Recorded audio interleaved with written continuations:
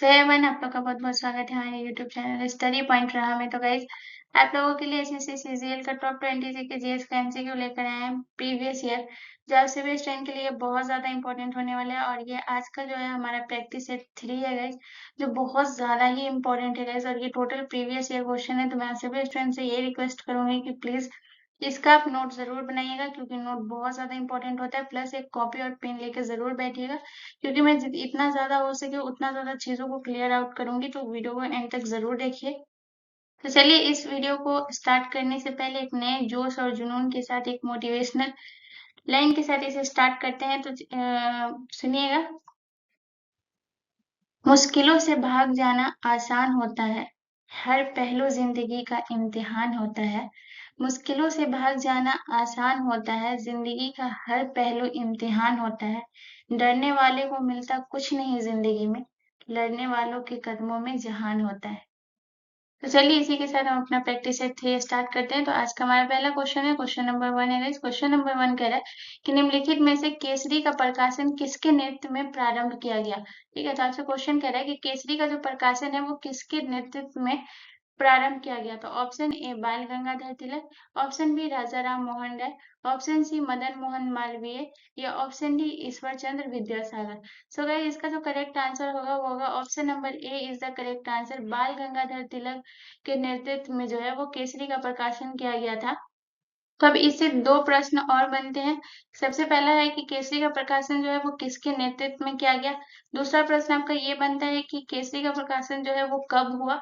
और तीसरा प्रश्न आपका ये बनता है कि ये किस भाषा में हुआ। तो ये तीनों पॉइंट को नोट करिएगा। तो सबसे पहले ये है कि केसरी का प्रकाशन जो है वो किसके नेतृत्व में हुआ, तो वो तो हुआ बाल गंगाधर के तिलक में।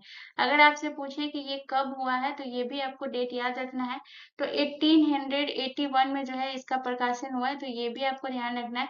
तो 1881 इसका जो है वो प्रकाशन हुआ है। और तीसरा पॉइंट आपको ये नोट करना है कि ये किस भाषा में हुआ है, तो ये भी आपको नोट करना है। तो ये जो प्रकाशन हुआ था ये मराठी भाषा में हुआ था। ठीक है, तो मराठी भाषा में इसका प्रकाशन किया गया था।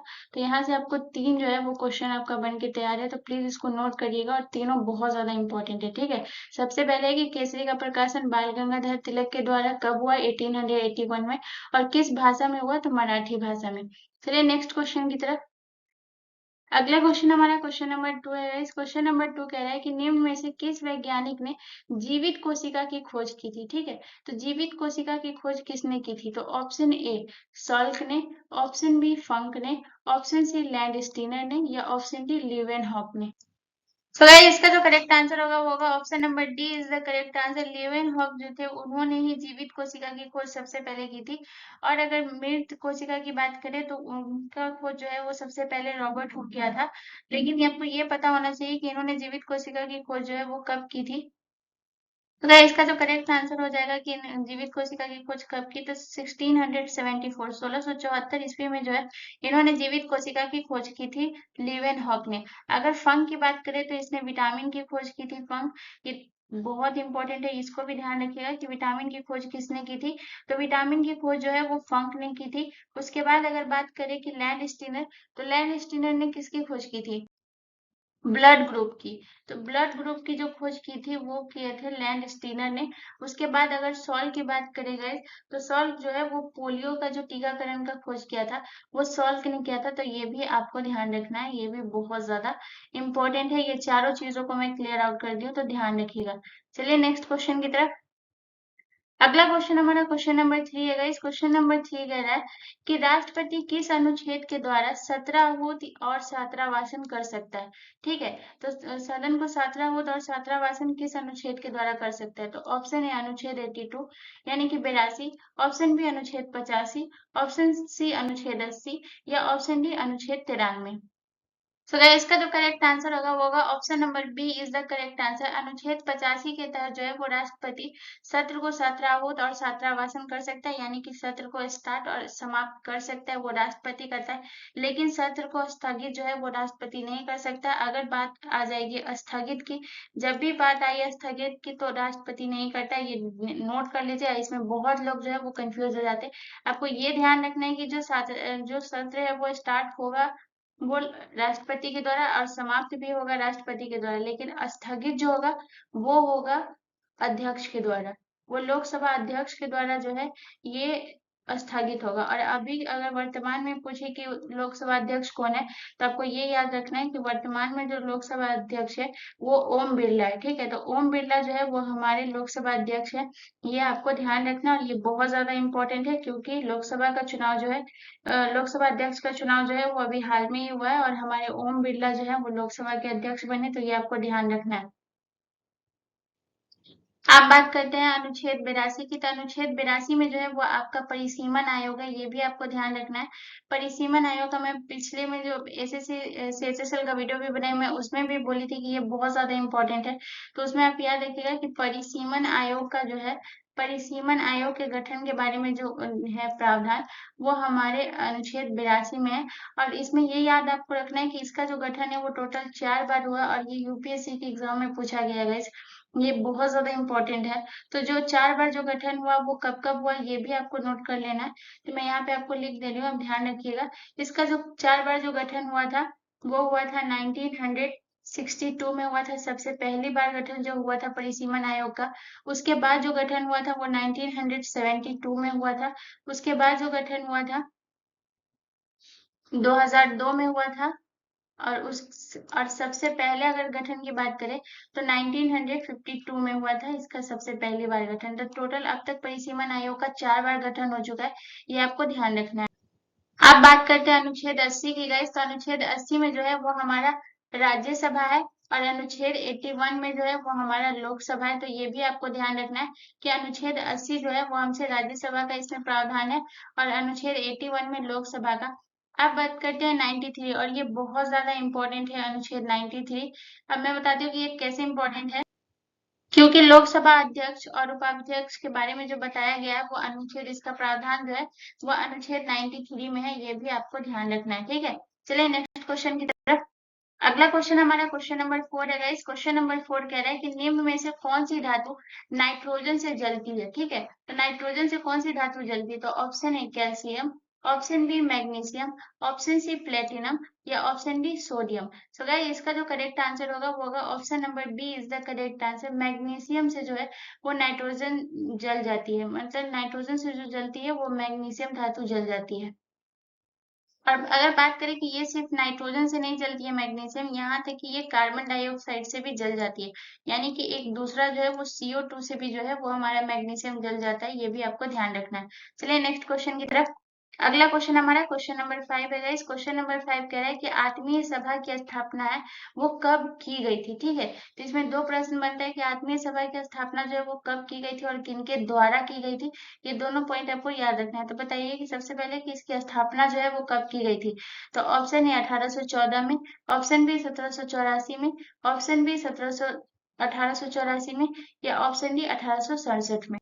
सो गाइस इसका जो करेक्ट आंसर होगा वो होगा option number A is the correct answer. आत्मीय सभा की स्थापना जो है वो 1814 में हुआ था, और किनके द्वारा हुआ था, तो राजा राम मोहन के द्वारा जो है इसका स्थापना हुआ था 1814 में, ये आपको ध्यान रखना है। ठीक है, दूसरी अगर बात करें 1784 की, तो 1784 में जो है वो आपका एशियाटिक सोसाइटी की स्थापना की गई थी सर विलियम जोन्स के द्वारा। ये था आपका 1784, इसको नोट करते जाएगा।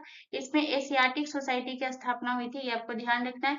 उसके बाद अगर बात करें 1867, उसके बाद 1867 की बात करें तो इसमें जो है वो आपके प्रार्थना समाज की स्थापना हुई थी, ये भी आपको ध्यान रखना है। तो मैं यहाँ पे लिख देती हूँ 1867 में जो है वो प्रार्थना समाज की स्थापना हुई थी, ये आपको नोट करना है गाइस। और किनके द्वारा हुई थी ये भी आपको याद रखना है। तो प्रार्थना समाज की स्थापना जो है वो आत्माराम पांडुरंग, उसके बाद था MG रानाडे, और के द्वारा जो है वो प्रार्थना समाज की स्थापना हुई थी, ये आपको याद रखना है। उसके बाद बात करते हैं 1884, मद्रास महाजन सभा की स्थापना जो है वो 1884 में की गई थी, ये आपको ध्यान रखना है। ठीक है, चलिए नेक्स्ट क्वेश्चन की तरफ। अगला क्वेश्चन हमारा क्वेश्चन नंबर 6 है गाइस। क्वेश्चन नंबर 6 कह रहा है कि इंद्रावती जल विद्युत परियोजना किस राज्य की प्रमुख बहुउद्देशीय परियोजना है। ठीक है, तो इंद्रावती जल विद्युत परियोजना, तो option A Maharashtra, option B Odisha, option C Gujarat, या option D Tamil Nadu. So guys इसका जो करेक्ट आंसर होगा वो होगा option number B is the correct answer. Odisha राज्य की जो है वो बहुउद्देशीय परियोजना, अगर आपसे पूछे कि ये कितना 100 मेगावाट बिजली ये भी आपको ध्यान रखना है। तो ये 600 मेगावाट जो है ये परियोजना, कुल उत्पादन क्षमता इसका जो है वो 600 मेगावाट है, ये भी आपको ध्यान रखना है। 600 मेगावाट जो है ये कुल उत्पादन इसका क्षमता है। चलिए नेक्स्ट क्वेश्चन की तरफ। अगला क्वेश्चन हमारा क्वेश्चन नंबर 7 है गाइस। क्वेश्चन नंबर 7 कह रहा है कि भगवान बुद्ध के जीवन से संबंधित किस घटना को महापरिनिर्वाण कहा गया है। तो महापरिनिर्वाण जो है वो किस घटना को किया गया है, और ये बहुत ज्यादा इंपॉर्टेंट प्रश्न है गाइस। तो ऑप्शन ए जन्म, ऑप्शन बी निर्वाण, ऑप्शन सी प्रथम उपदेश, या ऑप्शन डी मृत्यु। तो गाइस इसका जो करेक्ट आंसर है, इसका करेक्ट आंसर होगा option number D is the correct answer. मृत्यु घटना से संबंधित जो है वो महापरिनिर्वाण कहा गया। अगर कहे कि भनिष्क्रमण यानी कि महाभनिष्क्रमण किस घटना से संबंधित है, तो ये आपको ध्यान रखना है वो गृह त्याग से संबंधित है। ठीक है, चलिए नेक्स्ट क्वेश्चन की तरफ। अगला क्वेश्चन हमारा क्वेश्चन नंबर 8 है गाइस। क्वेश्चन नंबर 8 कह रहा है कि निम्नलिखित में से कौन सी जल संधि अंतरराष्ट्रीय तिथि रेखा के समांतर स्थित है। ठीक है, तो ऑप्शन ए डोवर जल संधि, ऑप्शन बी पनामा जल संधि, ऑप्शन सी बेरिंग जल संधि, या ऑप्शन डी स्वेज जल संधि। सो गाइस इसका जो करेक्ट आंसर होगा वो होगा option number C is the correct answer. जो अंतरराष्ट्रीय तिथि रेखा के समांतर जो स्थित है वो हमारा बेरिंग जल संधि स्थित है, और ये बहुत ज्यादा इंपॉर्टेंट प्रश्न है, इसको नोट कर लीजिएगा। ठीक है, चलिए नेक्स्ट क्वेश्चन की तरफ। अगला क्वेश्चन हमारा क्वेश्चन नंबर 9 है गाइस। क्वेश्चन नंबर 9 कह रहा है कि निम्नलिखित में से कौन सा ब्राह्मण ग्रंथ ऋग्वेद से संबंधित है। ठीक है, तो बहुत ज्यादा ये भी बहुत इंपॉर्टेंट क्वेश्चन है, ये सारा आपके प्रीवियस ईयर क्वेश्चन है गाइस, तो इसको प्लीज नोट करते चलिएगा। तो ब्राह्मण ग्रंथ जो ऋग्वेद से संबंधित है वो कौन सा है। तो ऑप्शन ए तैतरीय ब्राह्मण, ऑप्शन बी गोपद ब्राह्मण, ऑप्शन सी ऐत्रेय ब्राह्मण, या ऑप्शन डी शतपथ ब्राह्मण। सो गाइस इसका जो करेक्ट आंसर होगा वो होगा option number C is the correct answer. Aitareya Brahmana ग्रंथ जो है वो ऋग्वेद से संबंधित है। और इसके बारे में एक पॉइंट आप जरूर नोट कर लीजिएगा, क्योंकि ये बहुत ज्यादा इंपॉर्टेंट है। तो इसमें आपको ये ध्यान रखना है कि इसमें जो है वो टोटल जो है 40, ठीक है, इसमें जो टोटल है वो 40 अध्याय है। तो ये भी आपको ध्यान रखना है, 40 अध्याय है और 8 खंड है। तो इसमें जो है वो 40 आपका जो है अध्याय है, और जो आपका जो है वो 8 खंड है। ठीक है, तो ये भी आपको ध्यान रखना है, 40 अध्याय है। और दूसरा आपको ये याद रखना है कि इसमें जो टोटल है वो 8 है, वो खंड है। ठीक है, तो ये भी आपको ध्यान रखना है, इसमें टोटल 8 खंड है और 40 अध्याय है। और पूछे कि इसकी रचना जो है वो किसने की थी, तो ये भी आपको ध्यान रखना है, महिदास ऐत्रेय जो है इनकी रचना की थी। ये भी आपको ध्यान रखना है, ऐत्रेय ब्राह्मण की। ठीक है, तो महिदास ऐत्रेय ये रचना की थी, ये भी आपको ध्यान रखना है। तो ये भी बहुत ज्यादा इंपॉर्टेंट है, मैं सारी चीजों को क्लियर कर रही हूँ। महिदास ऐत्रेय जो है इसकी रचना की थी, इसमें टोटल 40 अध्याय है और 8 खंड है, ये आपको ध्यान रखना है। चलिए नेक्स्ट क्वेश्चन की तरफ। अगला क्वेश्चन हमारा क्वेश्चन नंबर 10 है गाइस। क्वेश्चन नंबर 10 हमसे कह रहा है कि हवा में आर्द्रता को नापने के लिए कौन सा उपकरण प्रयोग में लाया जाता है। तो option A hygrometer, option B barometer, option C altimeter, या ऑप्शन डी स्फिग्नोमीटर।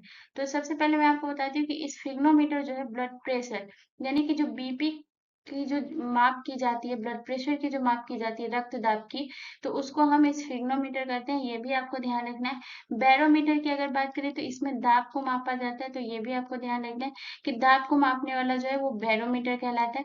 उसके बाद हाइग्रोमीटर की बात करें तो हवा की आर्द्रता को नापने वाला हाइग्रोमीटर कहलाता है, तो ऑप्शन नंबर ए जो है वो करेक्ट हो जाएगा।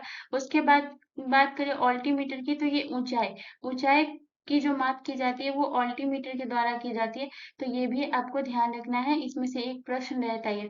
अब बात करते हैं हाइग्रोमीटर। ये जो आपको फिगर में मीटर दिख रहा है ये हमारा हाइग्रोमीटर है, जिसके द्वारा हवा की आर्द्रता जो है वो नापी जाती है। चलिए नेक्स्ट क्वेश्चन की तरफ। अगला क्वेश्चन हमारा क्वेश्चन नंबर 11 है गाइस। क्वेश्चन नंबर 11 कह रहा है, किस वैज्ञानिक ने कहा था कि पृथ्वी सूर्य के चारों ओर चक्कर लगाती है और पृथ्वी ब्रह्मांड का केंद्र बिंदु नहीं है। तो option A Copernicus, option B Galileo, option C Kepler, या ऑप्शन डी आइजैक न्यूटन। तो गाइस इसका जो करेक्ट आंसर होगा वो होगा option number A is the correct answer. Copernicus जो है उन्होंने कहा था कि पृथ्वी सूर्य के चारों ओर चक्कर लगाती है और ब्रह्मांड का केंद्र बिंदु नहीं है। तो वो कोपरनिक्स ने कहा था। अगर बोले कि ग्रहों के नियम का प्रतिपादन किसने किया था, ग्रहों के नियम का प्रतिपादन जो है वो किसने किया था, तो वो केपलर ने किया था, ये भी आपको ध्यान रखना है। ग्रहों का नियम का प्रतिपादन जो किया था वो केपलर किया था। ये भी बहुत ज्यादा इंपॉर्टेंट प्रश्न है और ये भी आपके प्रीवियस ईयर क्वेश्चन था गाइस कि ग्रहों के नियम का प्रतिपादन किसके द्वारा किया गया, तो याद रखिएगा केपलर के द्वारा, इसमें कंफ्यूज नहीं होइएगा। चलिए नेक्स्ट क्वेश्चन की तरफ। अगला क्वेश्चन हमारा क्वेश्चन नंबर 12 है गाइस। क्वेश्चन नंबर 12 कह रहा है कि किसी राज्य में विधान परिषद की स्थापना और समाप्ति का प्रावधान भारतीय संविधान के किस अनुच्छेद में, तो ऑप्शन ए अनुच्छेद 168, ऑप्शन बी अनुच्छेद 170, ऑप्शन सी अनुच्छेद 167 या ऑप्शन डी अनुच्छेद 169 यानी 169। सो गाइस इसका जो करेक्ट आंसर होगा वो होगा option number D is the correct answer. किसी भी राज्य में विधान परिषद की स्थापना और समाप्ति का प्रावधान जो है वो संविधान के अनुच्छेद 169 में जो है इसका प्रावधान है। उसके बाद अगर बात करें इस अनुच्छेद 170, तो इसमें जो है वो अनुच्छेद 170 के अनुसार विधानसभाओं की संरचना का प्रावधान जो है वो अनुच्छेद 170 के तहत है। ये भी आपको ध्यान रखना है। चलिए नेक्स्ट क्वेश्चन की तरफ। अगला क्वेश्चन हमारा क्वेश्चन नंबर 13 है गाइस। क्वेश्चन नंबर 13 कह रहा है कि निम्नलिखित में से कौन सा विटामिन जो है वो जल में घुलनशील है, तो जल में घुलनशील जो है वो कौन सा है, तो आपको ये याद रखना है कि जल में घुलनशील कौन है और वसा में घुलनशील कौन है, ये दोनों आपको पता होना चाहिए।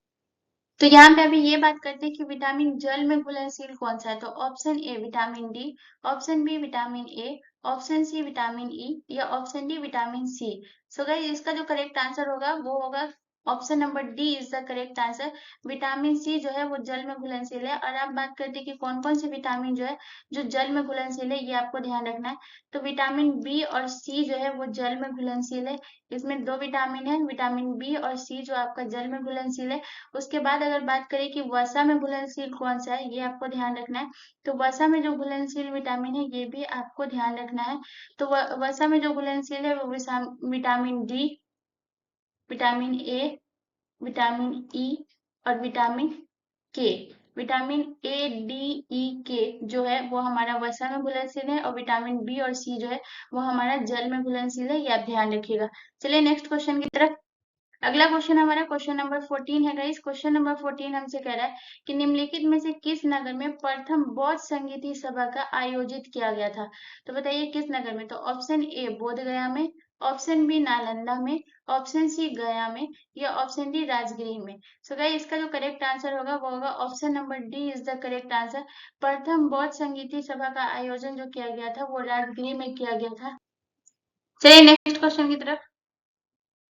अगला क्वेश्चन हमारा क्वेश्चन नंबर 15 है गाइस। क्वेश्चन नंबर 15 कह रहा है कि अकबर द्वारा बनाई गई कौन सी इमारत का नक्शा बौद्ध विहार की तरह है, यानी कि बौद्ध विहार की तरह जो है वो कौन सा इमारत का नक्शा है, तो option A Diwane Khas, option B Panchmahal, option C Jodha Bai का महल या ऑप्शन डी बुलंद दरवाजा। सो गाइस इसका जो करेक्ट आंसर होगा वो होगा option number B is the correct answer. Panchmahal इमारत का नक्शा जो है वो बौद्ध विहार की तरह है, ये आपको ध्यान रखना है। और अगर आपसे पूछे कि ये जो पंचमहल है ये कहाँ स्थित है, तो ये भी आपको ध्यान रखना है, यूपी में। यूपी में जो है वो हमारा पंचमहल है, यानी फतेहपुर सीकरी में जो है वो हमारा पंचमहल है, ये आपको ध्यान रखना है। चलिए नेक्स्ट क्वेश्चन की तरफ। अगला क्वेश्चन हमारा क्वेश्चन नंबर 16 है गाइस। क्वेश्चन नंबर 16 हमसे कह रहा है कि निम्न में से कौन है जो किस नेशनल पार्क को पक्षियों का स्वर्ग कहा जाता है, ठीक है। तो किस नेशनल पार्क को पक्षियों का स्वर्ग कहा जाता है, और ये मोस्ट वीवीआई प्रश्न है गाइस, इसको ध्यान रखिएगा कि किसे पक्षियों का स्वर्ग कहा जाता है। तो option A Nagarjuna national park, option B Dachigam national park, option C Nagarhole national park या option D Keoladeo national park. तो गाइस इसका जो करेक्ट आंसर होगा वो होगा option number D is the correct answer. Keoladeo national park को जो है वो पक्षियों का स्वर्ग कहा जाता है। और अगर आपसे पूछे कि ये जो नेशनल पार्क है वो कहाँ स्थित है, तो ये भी आपको ध्यान रखना है, ये नेशनल पार्क जो है वो राजस्थान में स्थित है, ठीक है। राजस्थान के भरतपुर जिले में जो है ये आपका नेशनल पार्क स्थित है, ये भी आपको ध्यान रखना है। चलिए नेक्स्ट क्वेश्चन की तरफ। अगला क्वेश्चन हमारा क्वेश्चन नंबर 17 है गाइस। क्वेश्चन नंबर 17 कह रहा है कि सार्क सदस्य देशों की संख्या है जो कितनी है, तो option A 7, option B 8, option C 5 या ऑप्शन डी 4। सो गाइस इसका जो करेक्ट आंसर होगा वो होगा option number B is the correct answer, यानी कि टोटल सार्क सदस्य देशों की संख्या जो है वो टोटल 8 है। और सार्क का जो फुल फॉर्म होता है यहाँ पे आप फिगर में देख सकते हैं, यहाँ पे लिखा हुआ है कि south Asian association for regional corporation जो है वो सार्क का फुल फॉर्म है। और इसमें मैं आपको बता दूं कि इसमें कौन कौन सा देश स्थित है, तो ये भी आपको याद रखना है। सबसे पहले जो है वो अफगानिस्तान स्थित है, ये आपको ध्यान रखना है। उसके बाद है आपका बांग्लादेश, फिर उसके बाद आपका आता है भूटान, तो फिर आता है आपका भूटान। उसके बाद अगर याद रखिएगा इंडिया, ठीक है। उसके बाद है हमारा नेपाल। उसके बाद है हमारा पाकिस्तान। उसके बाद हमारा श्रीलंका। और उसके बाद है हमारा मालदीव्स। तो ये आपको ध्यान रखना है, टोटल 8 सदस्य देशों की संख्या है, जो कि हमारा अफगानिस्तान, बांग्लादेश, भूटान, इंडिया, मालदीव, नेपाल, पाकिस्तान और श्रीलंका। यहाँ पे आपको जो है, यहाँ पे आप अगर फिगर में देखेंगे तो यहाँ पे आपको टोटल 8 सदस्यों का जो है वो दिया हुआ है। तो यहाँ से आप देख सकते हैं। चलिए नेक्स्ट क्वेश्चन की तरफ। अगला क्वेश्चन हमारा क्वेश्चन नंबर 18 है गाइस। क्वेश्चन नंबर 18 कह रहा है कि बच्चों का लिंग निर्धारण जो है वो किसके गुणसूत्र से होता है। तो ऑप्शन ए पिता के, ऑप्शन बी माता के, ऑप्शन सी माता पिता दोनों के, या ऑप्शन डी किसी के द्वारा नहीं। सो गाइस सबसे पहले मैं आपको बता दूं कि जो पिता होते हैं, पिता में जो है वो आपको एक्स और वाई गुणसूत्र होता है, और जो माता होती है उनमें एक्स और एक्स गुणसूत्र होता है, ठीक है। तो एक्स और वाई के गुणसूत्र मिलने से जो है लड़का होगा, ठीक है, ये भी आपको ध्यान रखना है। और जो है एक्स एक्स के गुणसूत्र मिलने से जो है वो आपका होगा लड़की, ठीक है। तो ये भी आपको ध्यान रखना है। अब मैं आपको बताती हूँ कि जो एक्स और वाई का क्या ये है।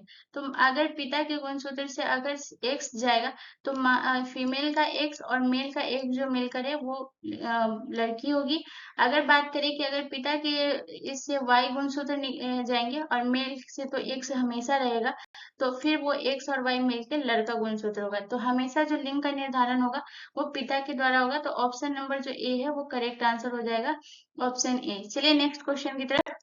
अगला क्वेश्चन हमारा क्वेश्चन नंबर 19 है गाइस। क्वेश्चन नंबर 19 कर रहा है कि निम्नलिखित में से कौन सी राशि सदिश राशि नहीं है, ठीक है। तो सदिश राशि नहीं है यानी सदिश राशि में क्या, इसका मतलब क्या होता है कि सदिश राशि यानी कि किसी चीज पे आप जो आपको दिशा दिखाए, यानी कि आप किसी पे बल लगाते हैं तो उसमें जैसे कि आप किसी को धक्का मारिएगा तो वो किसी न किसी दिशा में जाएगा ही।